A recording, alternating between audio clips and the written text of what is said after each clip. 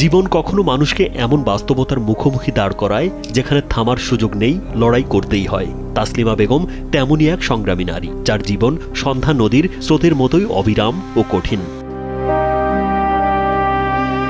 ৬৩ বছর বয়সেও থেমে নেই তাসলিমা বেগম। দুর্বল শরীর, ভাঙা স্বপ্ন আর চোখের কোণে জমে থাকা অশ্রু নিয়েও প্রতিদিন সন্ধ্যা নদীতে নামেন তিনি, শুধু বেঁচে থাকার তাগিদে, সন্তানদের মুখে দুমুঠো খাবার তুলে দেওয়ার আশায়। আমি ছোটবেলাতেই দেখি, মানে যতদিন ধরে আর কি বুঝে রই ততদিন থেকে দেখি উনি নৌকা বায়। আর ওনার ছেলে মেয়েরা এক ছেলে 3 মেয়ে, আর মেয়েকেও বিয়ে দিছে এই নৌকার উপরই ভর কইরা। মানে অত্যন্ত দরিদ্র, ওনার স্বামীও গরিব ছিলেন। তো উনি স্বামী মারা যাওয়ার পরেই আমাদের এলাকার মানুষে ওনাকে এই যে নৌকা চালানো, এই নৌকা চালানোর ব্যবস্থাটা আমাদের এলাকার মানুষে ওনাকে, ওনার স্বামীও এই নৌকাটি চালাইতো।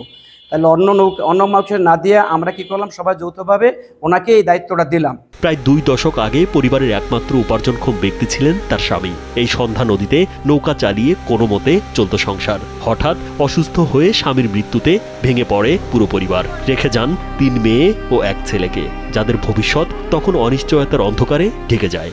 স্বামী মারা যান, এখন ছোট ছোট ফলাফল লইতে একটা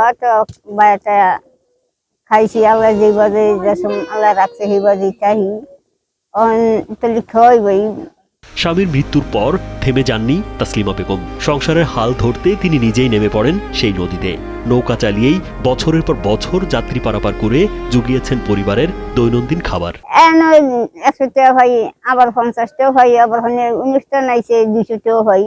এই মিলে যেদিকে অনুষ্ঠান হয় সেদিকে 200 হয়, 100 হয়, 150 হয়, 50 হয়। এই মিলে যে অফিসার যদি একটু বেশি আহে তাহলে বেশি হয়। শরীয়তপুরের গোসাইরহাট উপজেলার কোদালপুর ইউনিয়নে বাড়ি তাসলিমা বেগমের। তবে নিজস্ব কোনো জমি নেই তার। অন্যের জমিতে একটি ছোট্ট ঘর তুলে সেখানেই বড় করেছেন সন্তানদের।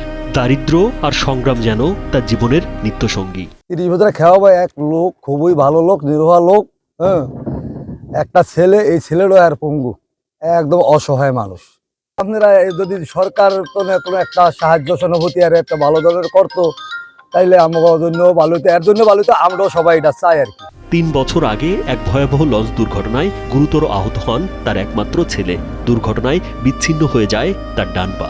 ছেলের এই দুর্ঘটনার মধ্য দিয়ে তাসলিমা বেগম যেন জীবনের শেষ আশ্রয়টুকুও হারিয়ে ফেলেন।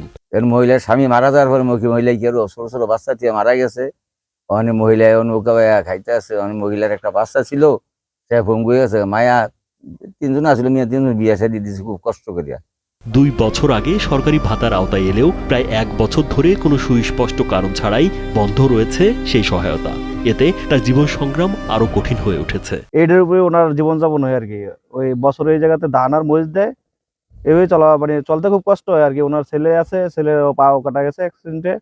আর ওনার জীবনযাপন করা খুবই কষ্ট করে। ওনার আমি জন্মের আগের থেকে এই জায়গায় খাওয়া হয় আর কি। টেকনিক্যাল সমস্যার কারণে ভাতা বন্ধ হতে পারে, তবে দ্রুত সমস্যা সমাধানের আশ্বাস দেন উপজেলা সমাজসেবা কর্মকর্তা নাজমুল হাসান। যেহেতু ভাতাটা অনলাইনে যায় আমাদের সফটওয়্যারের মাধ্যমে, তো আমরা সফটওয়্যারে যে অ্যানালাইসিস করে দেখতে পাই যে ভাতা গত প্রথম কিস্তির ভাতা যেটা সেটাও গিয়েছে।